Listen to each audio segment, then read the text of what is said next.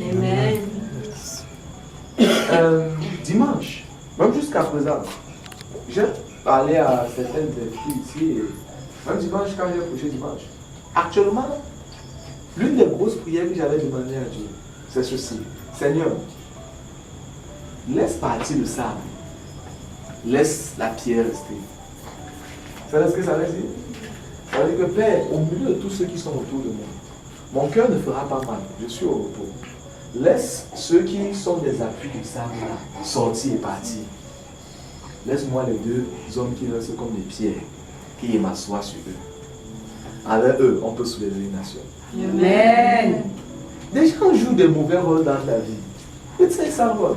Ils font comme s'ils sont des brebis déguisées. Au jour de la détresse, tu les cherches, tu ne les trouves plus. Et il n'y a rien de plus mal que lorsque tu pars dans un problème et tes proches t'abandonnent. Là-bas, c'est le stress même qui peut te tuer. Or, si tu pars dans un problème avec les deux là, et que les deux là te suivent, la force que tu as pour sortir de ça, Dieu seul connaît aussi. Amen. Amen. Et j'ai dit à Dieu, Seigneur, laisse partir le sable. Et en quelqu'un apprend dans ton église les problèmes et tout, je dis, on les trouve plus là. Laisse le sable partir. Les gens n'ont jamais compris, c'est parce que les hommes sont hors de la méchanceté, dans la méchanceté. Le soutien envers quelqu'un n'est pas toujours parfois physiquement.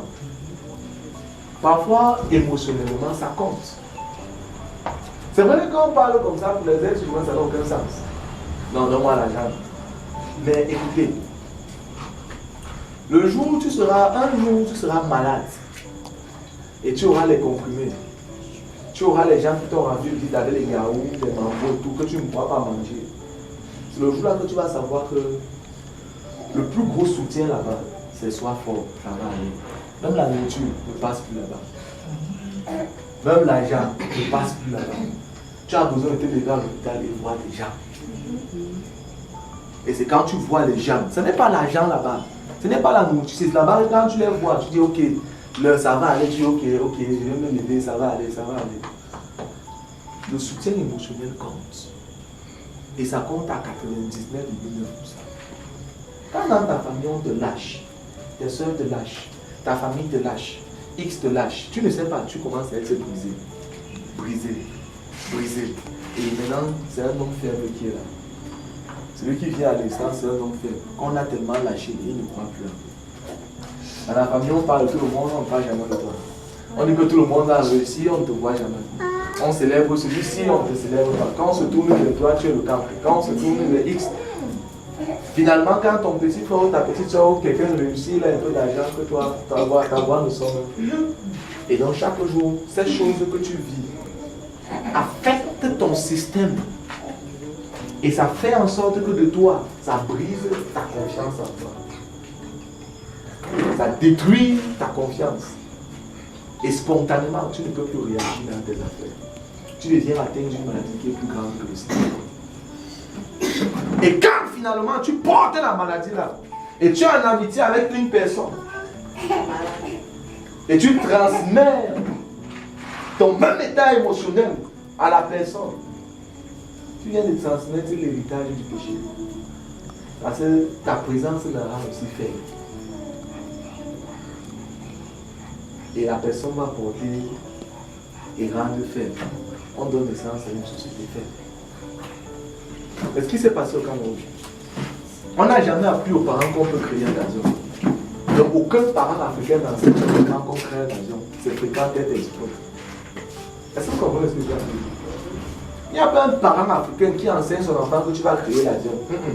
C'est fréquent. Aie tes diplômes, travaille. Au grand cas, va hors du pays créer l'avion, pas au Cameroun. Si tu veux créer l'avion, va en France, va au Canada. C'est qu'au Cameroun, tu me parles d'avion. Parce que son père l'avait enseigné comme ça. Et son père, son grand-père l'avait enseigné comme ça. Ça devient un patrimoine culturel qu'on transmet. Un système de pensée, une façon de voir le monde, une manière. Et cette façon-là se transmet. Mais il faut un temps qu'on arrive sur des personnes qui disent stop! Au Cameroun, on peut créer des avions. Amen. Amen.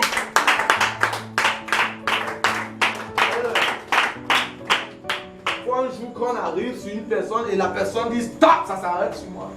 On peut faire ça au Cameroun. Et tu auras tout un gros Camerounais.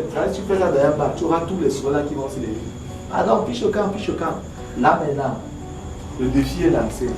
On n'appelle plus un être humain, on appelle un challenger spirituel. Amen. Quelqu'un qui peut prendre ce type de challenge et dire je vais relever ce défi. Même si c'est 20 ans plus tard, je vais relever ce défi. Ce sont des challengers spirituels. Amen. Des gens d'un autre calibre, des gens d'un autre potentiel. Ce ne sont pas des êtres humains, ce sont des gars qui relèvent des défis de l'esprit. C'est pour ça que tu peux dire qu'une structure a on dit qu'il laisse 200 ans d'existence. Qui a pensé un produit qui a duré 200 ans?